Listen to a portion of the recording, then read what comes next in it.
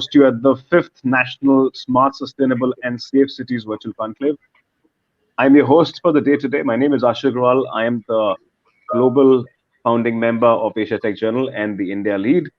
Today, I have an august panel with me. I have Mr. Amit Sharma, who's the IT Secretary for Jammu Kashmir and CEO of the Jammu Kashmir E-Governance Council, and I have Mr. Mayank Chaturvedi, who is the head for HP Public Markets. It's a pleasure to have you, gentlemen. This is an important discussion that we're having today. Largely, what COVID has done is that it's disrupted all of what we did, right, and how we did it in a pre-2020 era. It's really brought us down and back to zero, right, where technology is now essentially going to plug all the gaps. You know, Governance is something which is going to be one of the key and the major consumers of technology and adoption, right? This has also become an opportunity for government to communicate very effectively, as transparently as possible, right? And then there are evangelists, right, on both sides, on the business side and on the governance side, who are coming together and finding out answers to all of these solutions. We don't necessarily have very, very clear solutions, but I think this is also a time for collaboration. And I think we're seeing a very, beautiful concoction and a relationship of coming together and solving for these challenges, right? And thus, the conversation that we have today becomes very, very important and significant. I'd love to introduce my guest today. I have Mr. Amit Sharma, like I had mentioned at the start. Mr. Sharma is a dynamic officer from Jammu Kashmir Administrative Services. He's currently holding a post of Administrative Secretary, Department of Information Technology. He is also the CEO of Jammu and Kashmir E-Governance Agency.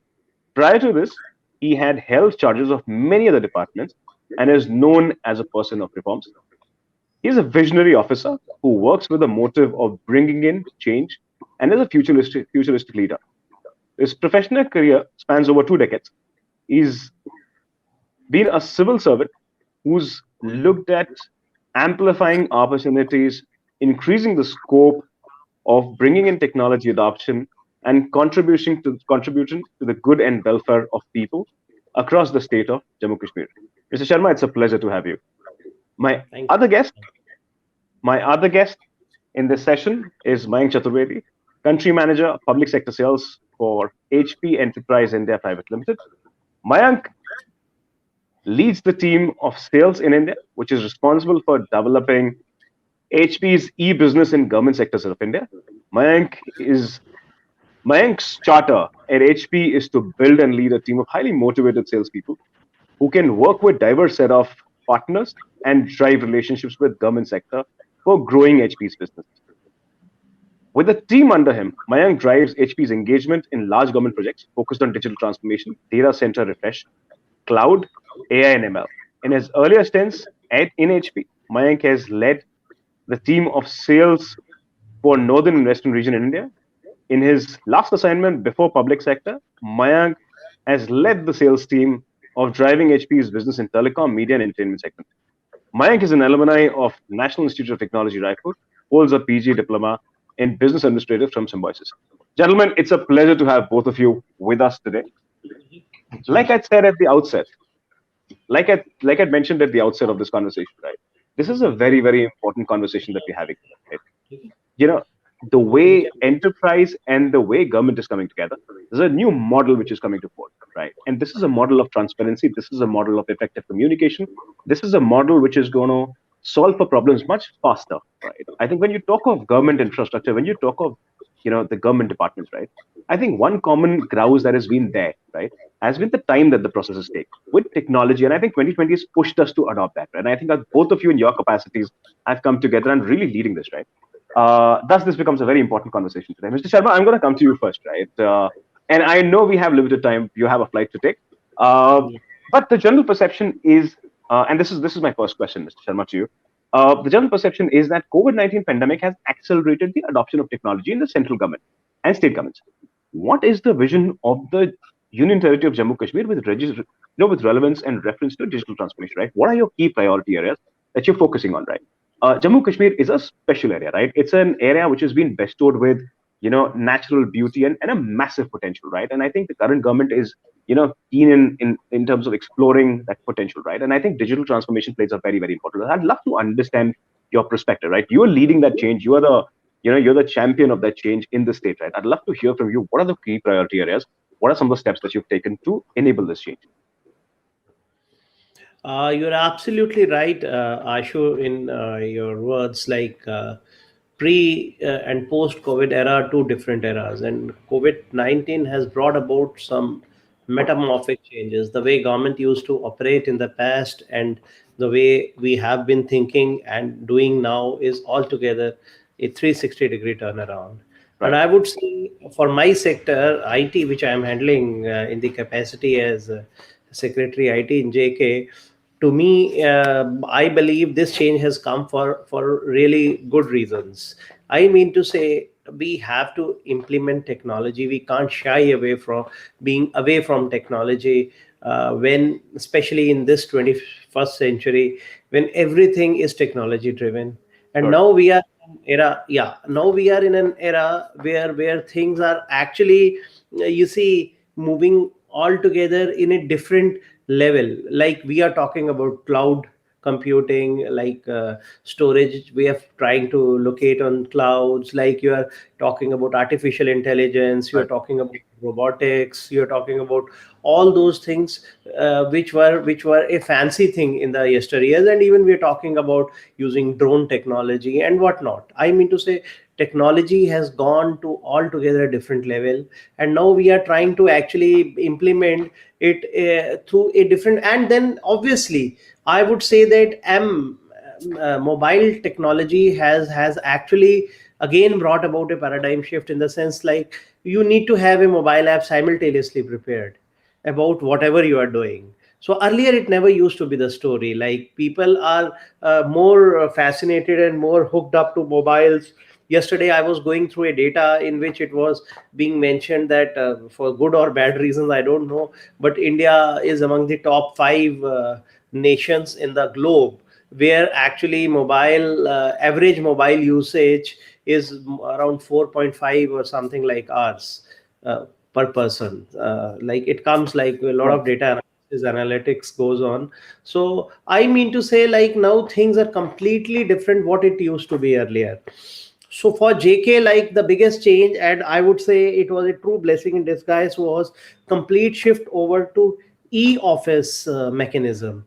Interesting. E-office came up a big way in JK in last, I would say, like uh, uh, 8 to 10 months, maybe when Corona was at its peak, first phase was going on, and like at that very time only the government's consciousness and focus and seriousness about the whole thing came out, in the sense like we took a decision, the cabinet, that is administrative council, decided that we have to full-fledgedly implement e-office. And these things don't get implemented in the governments unless and until there is a strong will.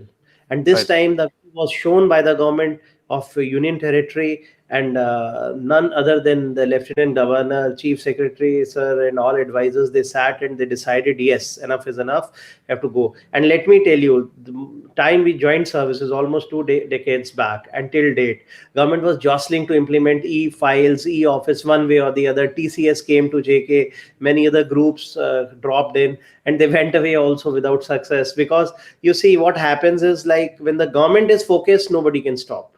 So Right. this is how the journey started. And for JK, implementing e-office is altogether a different thing, because we have a concept in which capital moves from Jammu to Srinagar and Srinagar to Jammu. In the sense, earlier we used to call it Darbar move. Now we are doing away with this word also. But now we have done a very novel thing, like secretariats are functional at both the capital cities. So records used to move, physical records used to move from one capital to the other. And sometimes, it's a risky thing, 300 kilometers in the hilly terrains. Right. God forbid, if one vehicle falls in the river, the whole department would have vanished.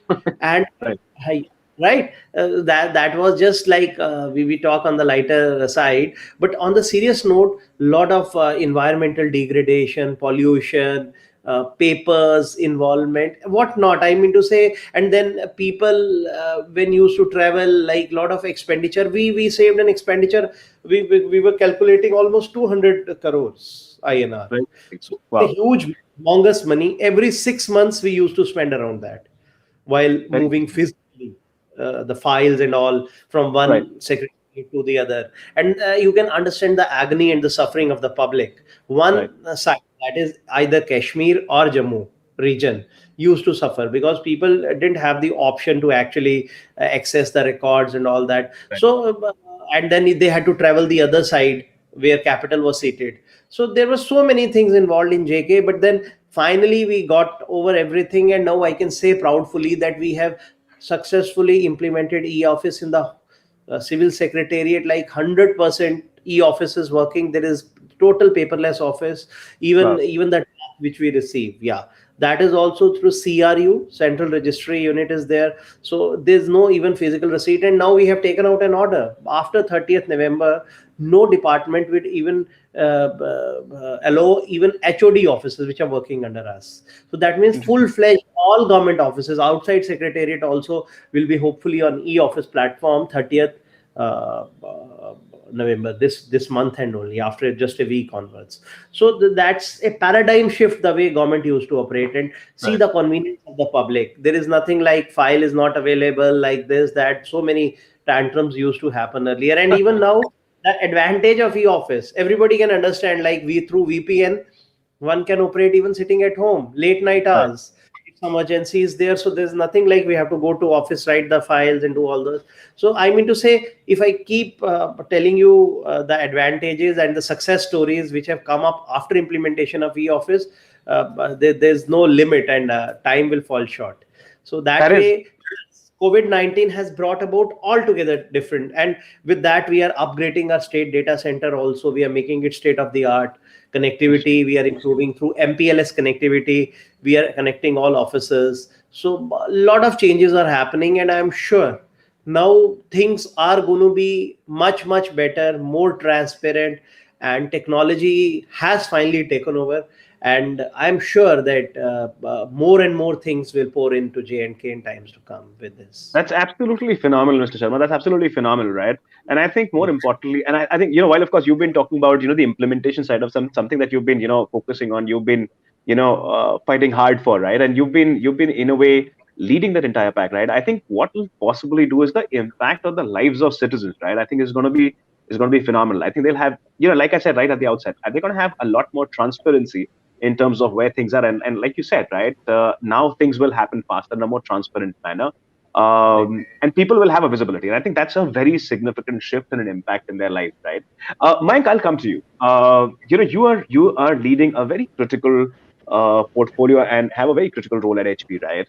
uh, HP is part of the India's smart city vision, right? Contributing to the India's growth vision, right? And which is very, very critical. And I think our Prime Minister and various chief ministers have been essentially, talking about the change that needs to be brought. And I think, COVID is kind of fast tracked that. What changes have you noticed in the government organizations after the pandemic? How are they coping up with the current situation, right? Or what we know at a distance? I mean, you're dealing with this day in, day out, right? What we know at a distance is that, the motivation is very different, right? And like Mr. Sharma said, you know, there were people who always evangelized for the cause. This became an opportunity like no other to fast track that adoption, right? How has the relationship changed from, a sales or a convincing driven, where you had to go out and convince people, right, of adoption of technology, to what we saw in 2020, right? I'd love to hear from you, given that you're doing what you're doing across state governments, across central government, you're leading this portfolio. I'd love to understand the change in behavior, change in nature. Yeah, thanks, Hashu. First of all, for inviting me in the part of as a part of the discussion. And I would really, I mean, agree with Amit sir when he said that this pandemic has taught us many things forcibly, many things optionally. But the one thing which I think everybody, all of us have learned is to kind of make the usage of technology in the most optimal way. And I guess that is something which has been forced on us. But eventually, I guess everybody is kind of getting benefited with us because of the sheer advantages what we find in this technology. I think from the adoption perspective, from the receptibility perspective, we are seeing a remarkable change in the Right. way government functions are embracing these technologies, which align well to their respective digital initiatives. Technologies like cloud, you have AI/ML, analytics, IoT, etc., being evaluated to give the outcome these government functions are looking for. And we are involved in many such projects which are being driven to harness the power of these technologies. And you said it right, Ashu. I think we are involved in many smart city missions of India, where we are building these citizen centric services along with the government. And these systems have incidentally immensely helped government during the pandemic in achieving the objectives. Let me just take you through some of the key things what we have done as a part of this smart city initiative. I guess we are happy to share with you that HP today is building more than 45 smart cities of the country. And 10 out of these 45 smart cities, they are the master system integrator. We call it MSI. And the backbone of any smart city, as you know, is a digital ecosystem. And as an MSI, our responsibility actually range from building and designing data center to creating state-of-the-art IT infrastructure which supports AI, ML, analytics, IoT, to making a platform for running the apps and efficiently utilizing the IT resources. Very All these interesting. all these building blocks are actually very important for for us to have to have a dashboard which actually used for monitoring different aspects of the city. A very important function of the dashboard was to overlay the right digital infrastructure over the physical one, because you can't do away with the physical one. A digital Right. infrastructure has to kind of overlay and sit on it. We worked with city administration teams to gather the right data, know-how of their processes, and what they want to see as the end result. And these Mhm. inputs were actually used by us to create the dashboard, which we know as the Integrated Command and Control Center. And this ICCC is actually Right. the nerve center of managing operations of the smart city. And going forward, I think today this ICCC is being used for managing many citizen-centric services like traffic management, you have solid waste management, surveillance, and many more. And as we speak, there would be many new use cases which will come on the horizon, and in turn would need newer apps to be ported on the ecosystem. And availability of this ICCC and ecosystem beneath it will define the successful running of these smart cities in the time to come. I guess now what we should look forward is to kind of extend these ICCC to the other state services of and to the citizens in village and talukas of that district. This is what we see as a future where we can benefit government in many such areas. That is absolutely phenomenal, Mike. I mean, I have many questions, right? I mean, we deal with many stakeholders. We talk to many stakeholders, right? And I think what you're highlighting, I understand, what I mean, the intensity of it, right? And the kind of impact that it creates, something that I'd highlighted, when Mr. Sharma, gave us the view of, how the office, for example, has shifted, right, in a digital format, right? But I think, given that we're in a session and, we have time constraints, right? I'm gonna focus on some of the key aspects, right? And, save some of these questions for a later discussion where we're going to have a more elaborate chat about, the impact, right, at large and the implementation aspect, right? Mr. Sharma, I'm going to come to you, right, in this conversation.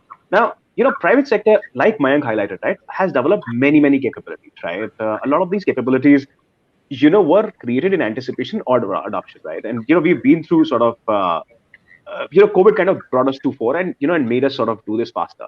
Uh, how do you see the role evolving, right? I mean, and this is a question where I want to understand, how do you see the partnership evolve between, players like HP, where Mayank is leading the charter, and state governments, right, and central governments. How do you see that relationship evolving, right? I mean, there are certain solutions that are available at Stack, and then of course there are, India is a large ship, right? We have many complexities. There are regional complexities, there are language complexities, there are education complexities, right? The role has to be that of partnership. How do you see that role evolve? I'd love to understand from you, right? How is this going to shape up as we go along? No, actually, I believe that we have a very important role. Like governments can't do anything in silos, so we Right. ought to have very good, healthy participation from the private sector, from these MNCs, from all these people who have actually a proven track record. So I always believe that we can have them one way or the other. Like they are already there. Like if you talk particularly about the brand we're just talking, like OEM and all, like suppose HP and all, we have a lot of soft hardware solutions we already implemented in JK Civil Secretariat and other departments where they have provisioned.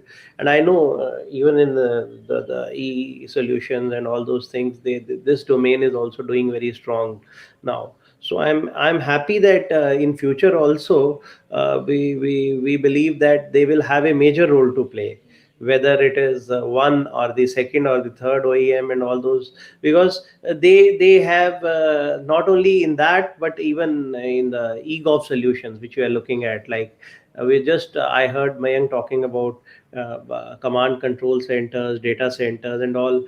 They are the future. I mean to say, like we're talking about smart cities, we're talking about all these intelligent systems where actually we have a major work still on. So like cities like Jammu and Srinagar, which are coming up as smart cities, Right. here they have a major role to play. We are partnering with all these smart city corporations. IT department is provisioning active support to all of them, like in terms of infrastructure, in terms of solutions, in terms of storage, in terms of everything. Like I just talked, like our state data center CDAC is doing actually for JK. So they have come a big way, like a big major project is going on in overhauling the SDC. So we will have I'm sure solutions coming up one way or the other, directly or indirectly. Almost all the top concerns in the private sector are playing important role. Right. They are to be there, and they should keep looking in for what we are actually contemplating and bringing up in times to come. Like we are coming up with a near DR center, data center. Near data Right. center is also coming up. DR is also there. So we are into so many of things which are coming up in times to come. Like Swan network is spreading out. The level next of Swan is coming up. Similarly, many other similar things are coming up in the coming times. So I'm sure their teams are very much focused, and they keep coming also. The teams keep coming, and I keep listening. A lot of presentations keep pouring in, and some very interesting solutions come up. In fact, I can compliment not only them for, but most of these groups who actually discuss so many things with us, and which actually result into better solutions for the public. Right. Basically, we are there to support the cause of the public. I mean to say, largely we have to see the interest of the people. We have to make their life easier. We have to provision them services in a time bound manner. We should have paperless offices. We should go for business process re-engineering, what you call in local business world, we call it GPR, government process re-engineering. So we need to have so many of things coming up, and my focus is actually to reach out to the public in the best possible manner. And we may be Right. partnering with CSC also. JK Interesting. UT will also be partnering with CSC SPV, in which we will be reaching out to the public, to the ultimate citizen, the last mile user. So there also they can pitch in, like many things are there. So I welcome everybody with a red carpet, like whoever wants to Super. come with a focus. Yeah, we are ready to. I am very open. I am not with A, B, C, or Z. I am open to everybody. Whosoever gives us the best solution in the interest of the public, in the interest of the service delivery. So we are ready to accommodate anybody for all the good reasons. I think that's absolutely phenomenal, Mr. Sharma. I think what you highlighted is something very critical, right? And Mike, I'm going to come to you, right? I think what is very important, and I think Mr. Sharma kind of alluded to it, right? And something that I'd asked, when I was asking him, the earlier question, right, is that there are many challenges, right, at a state level.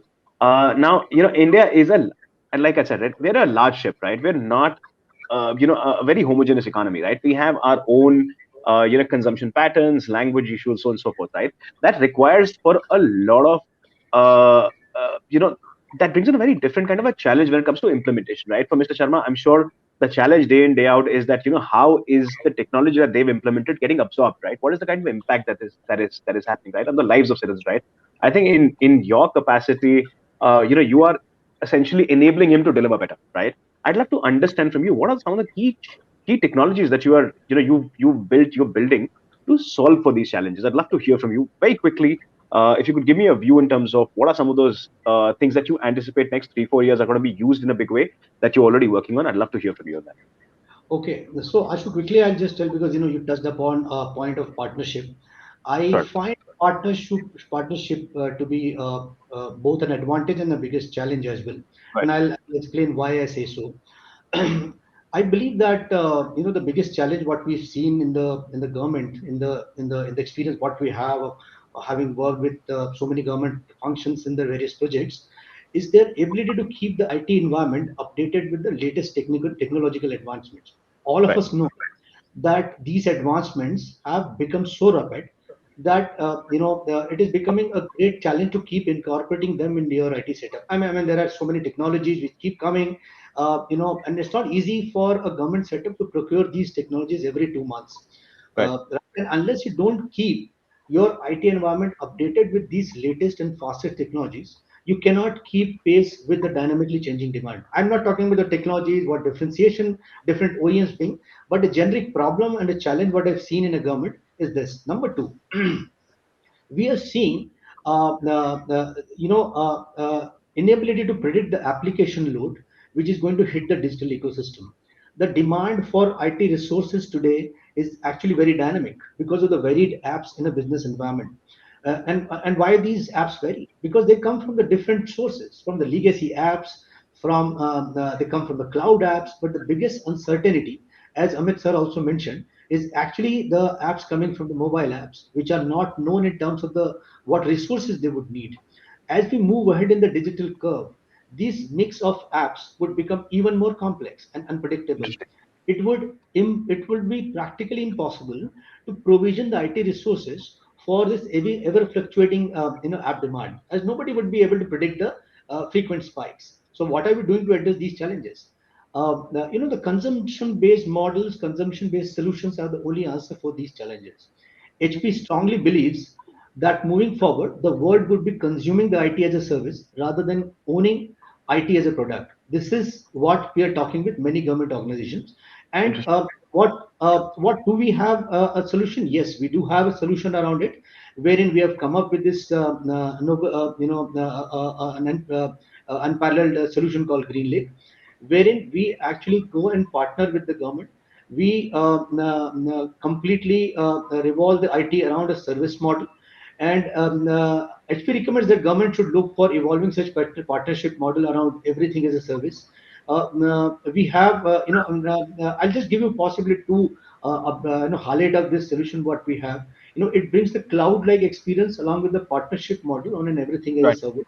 This IT will be managed by HP, and we will be delivering this as a service to the government. And in this model, not only can we leverage the current and right technology of IT, but we also can keep it updated with the frequent advancements happening from time to time. And under this partnership model, we continuously analyze the IT demand and accordingly augment the resources and technologies to meet the demand. So basically, we are saying to the government that give the burden and botheration of managing IT to us, which we have been doing for last so many years, and you focus on your business, the apps, and the Interesting. other processes. This is what our messaging and Super. my Super.